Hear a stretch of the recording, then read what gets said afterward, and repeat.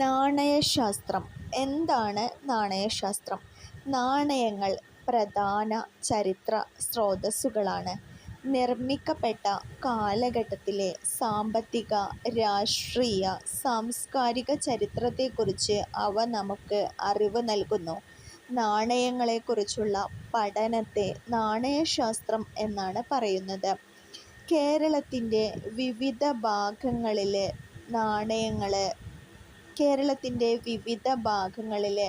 നാണയങ്ങൾ പല പേരുകളിലാണ് അറിയപ്പെടുന്നത്. ക്യാഷ്, അച്ച് പണം, അനന്തരായൻ പണം, സുൽത്താൻ ക്യാഷ് എന്നിങ്ങനെ പല പേരുകളിൽ നാണയങ്ങൾ അറിയപ്പെടുന്നുണ്ട്.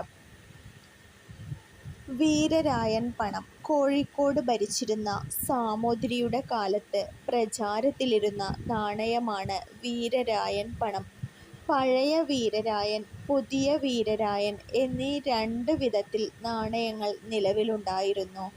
1667 മുതൽക്കാണ് ഈ നാണയങ്ങൾ അച്ചടിച്ചിറക്കാൻ തുടങ്ങിയത്.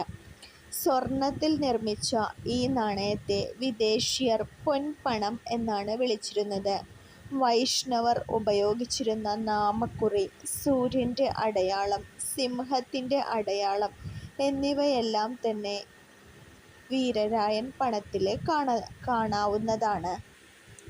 രേവതി പട്ടത്താനം. സാമൂതിരിയുടെ കാലത്ത് പ്രസിദ്ധമായ രേവതി പട്ടത്താനം എന്ന പണ്ഡിത സദസ്സ് നടത്തിയിരുന്നത് തളിക്ഷേത്രത്തിൽ വച്ചായിരുന്നു. മിഷ്കാൽ പള്ളി. പോർച്ചുഗീസുകാർക്കെതിരെയുള്ള സാമൂതിരിയുടെ പ്രധാന യുദ്ധകേന്ദ്രമായിരുന്നു മിഷ്കാൽ പള്ളി. കോഴിക്കോട്ടെ പോർച്ചുഗീസ് സാന്നിധ്യത്തിൻ്റെ സ്മാരകമാണ് 1513 നിർമ്മിച്ച ദേവമാതാ കത്തീഡ്രൽ.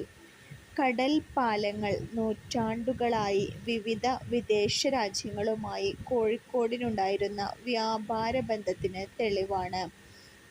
കടൽപ്പാലം, ദേവമാതാ കത്തീഡ്രൽ, തളിക്ഷേത്രം, മിഷ്കാൽ പള്ളി ഇവയെല്ലാം തന്നെ ചരിത്ര സ്മാരകങ്ങളായി അറിയപ്പെടുന്നതാണ്. കൂടുതൽ SCRT വീഡിയോകൾക്ക് ഈ ചാനൽ ഒന്ന് സബ്സ്ക്രൈബ് ചെയ്ത് ലൈക്ക് ചെയ്യുക. Thank you.